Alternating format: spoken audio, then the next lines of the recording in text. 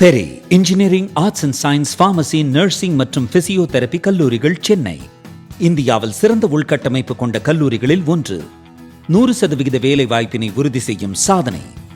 ஆயிரக்கணக்கான பிற கல்லூரி மாணவர்களுக்கும் வேலை தந்த பெருமை. பெரி, எங்கள் கண்களில் உங்கள் கனவுகள்.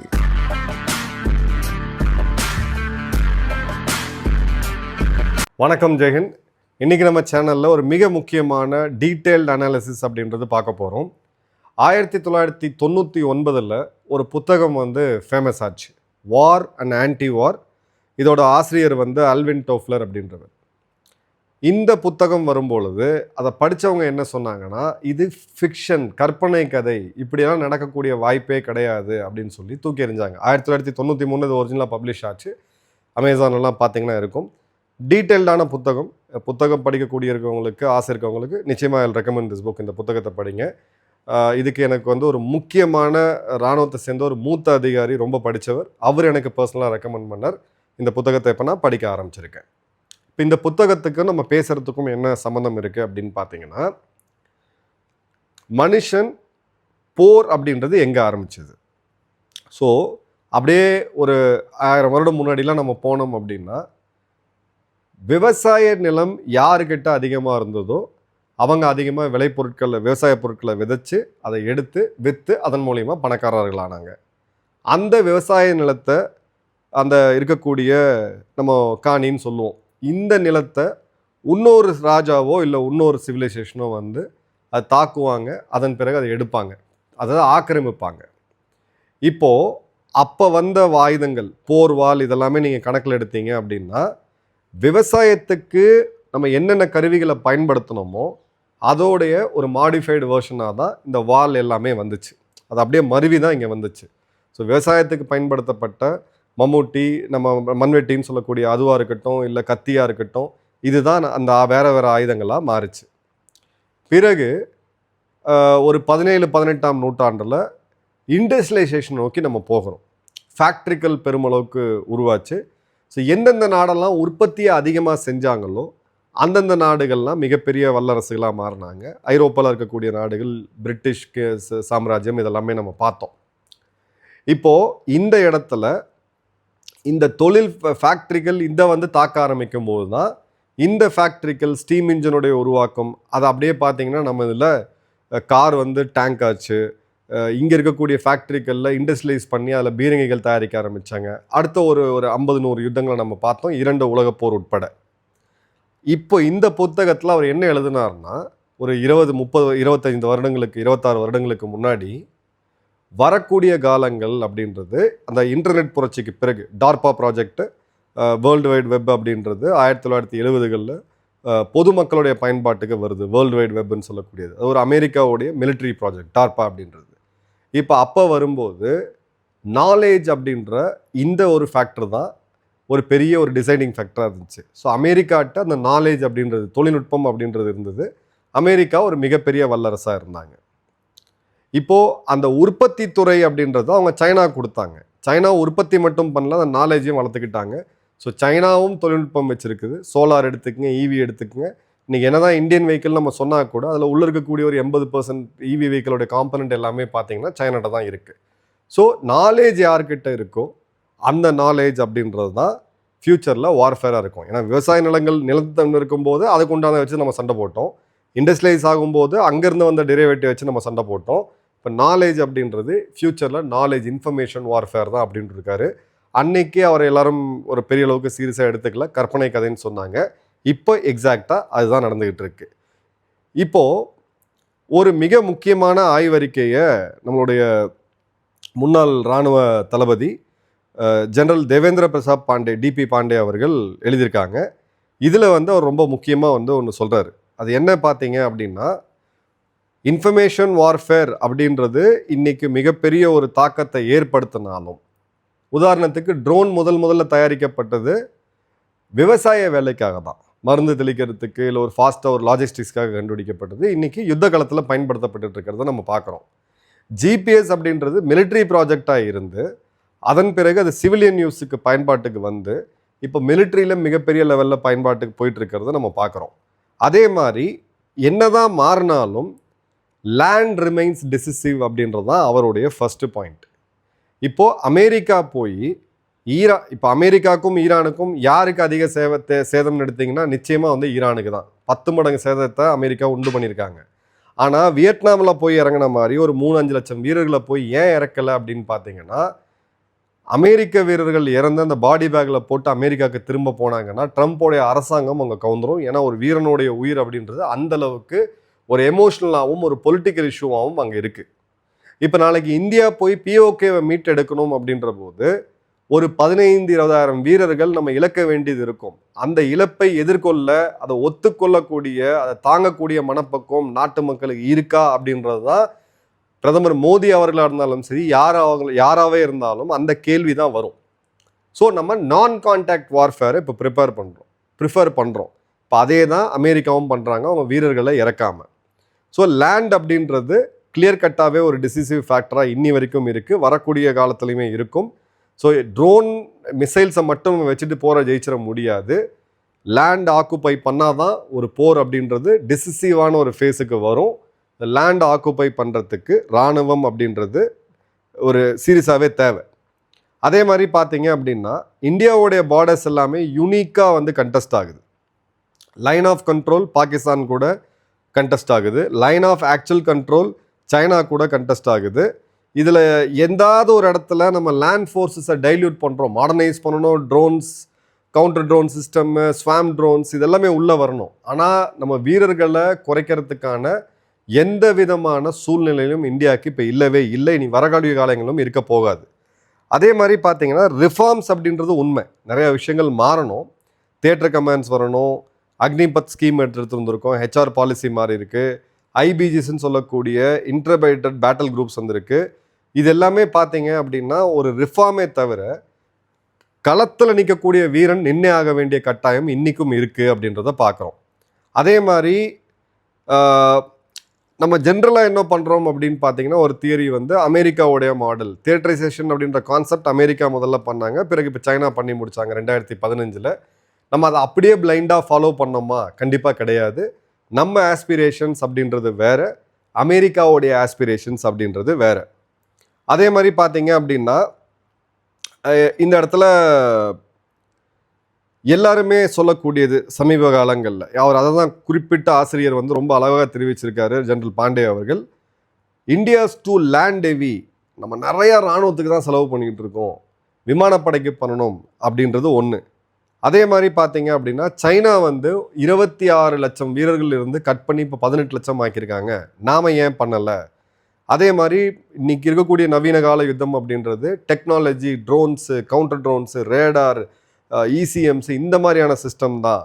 ஸோ இனிமேல் பூட்ஸ் ஆன் கிரவுண்ட் அப்படின்றது கிடையாது. அதே மாதிரி பார்த்தீங்க அப்படின்னா இந்த சிடிஎஸ் அப்படின்றது ஸ்ட்ராட்டஜிக்கல் லெவலில் இருக்கார். ஸோ அவர் வந்து இராணுவ அதிகாரியாக இருக்கக்கூடாது, வெளியிலேருந்து ஒருத்தர் வரணும், புது பெர்ஸ்பெக்டிவ் கிடைக்கணும் அப்படின்றது. இப்போ ஆசிரியருடைய கவுண்டர் தீசிஸ் என்ன அப்படின்றத நம்ம கிளியர் கட்டாக பார்க்கணும். ஏன்னா இதில் வந்து நிறையா முக்கியமான பாயிண்ட்ஸ் இருக்குது.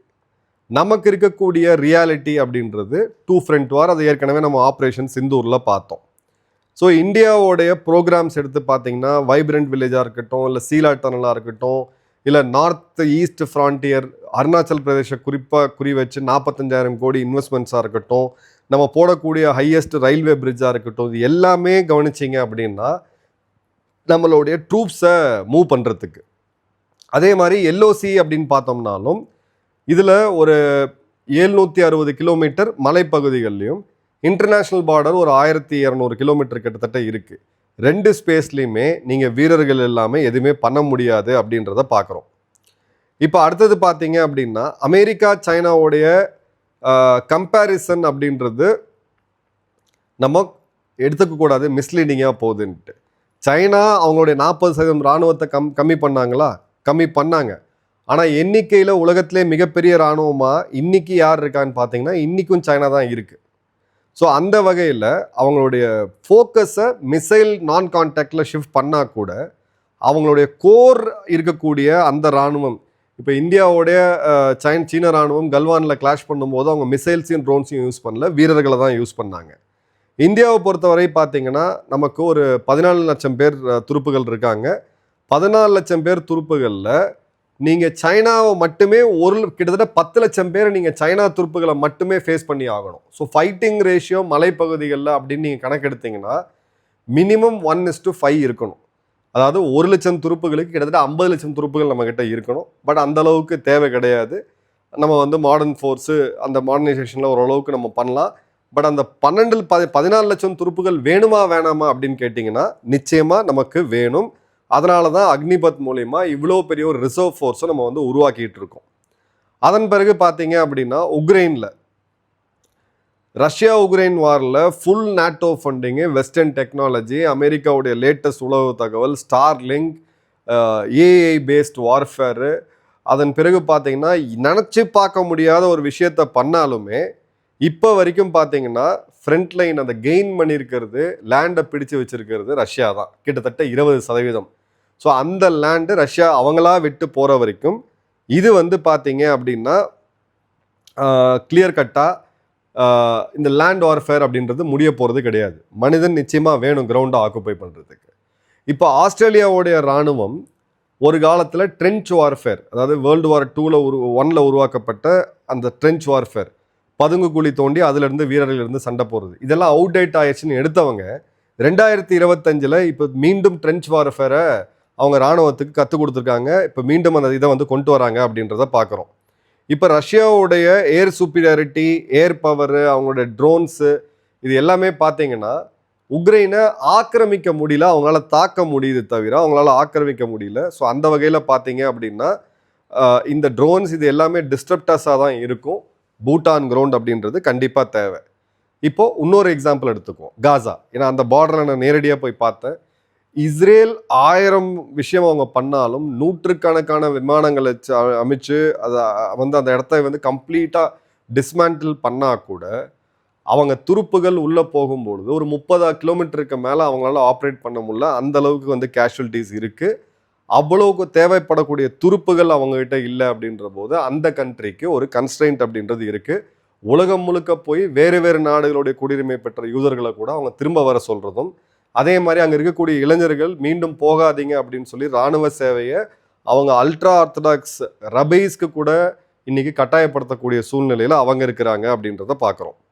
இப்போ மிடில் ஈஸ்ட், அதாவது ஈரான் எடுத்துக்கங்க. அமெரிக்காவுடைய துருப்புகள் இறங்கியிருந்தாங்க, ஒரு 4 லட்சம் பேர் இறங்கியிருந்தாங்கன்னா அதில் குறைஞ்சது ஒரு 10%, 40,000 பேர் அதில் இறக்க வேண்டிய சூழ்நிலை அப்படின்றது வந்திருக்கும். ஆனால் அந்த ரிஸ்க்கை ட்ரம்ப் அவர்கள் எடுக்காதனால அந்த போர் முடிவுக்கு வராமல் அமெரிக்காவுக்கு வெற்றியும் கிடைக்காம அப்படியே ஸ்டேல்மைட் ஆட்டிருக்கிறத நம்ம பார்க்குறோம். இன்னொன்று பார்த்தீங்க அப்படின்னா நம்மளுடைய ஓன் யுத்தம் கார்கில் 1999.